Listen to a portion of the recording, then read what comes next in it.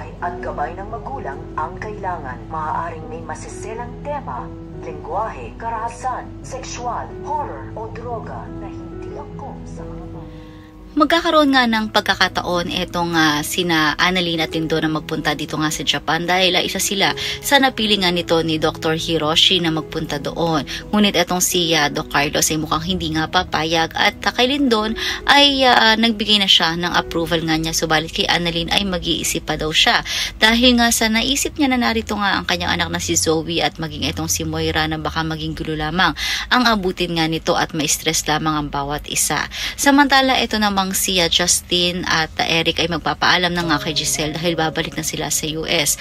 Pilit namang pinipigilan ito ni Giselle at sinabi ng kanyang anak na meron din siyang job interview sa US kung kaya't kinakailangan na niyang bumalik. Subalit o-offeran nga ito ni Giselle kung nais nga daw niya na sa Apex na lamang siya magtrabaho at maging si RJ ay naisa ng pabalikin si Annalyn dito nga sa Apex. Subalit papayag nga ba si Annalyn at handa nga ba siyang iwanan ang East Ridge para na lamang din dito sa Apex? Yan ang dapat nating abangan dito nga lang sa Abot Kamay na Pangarap.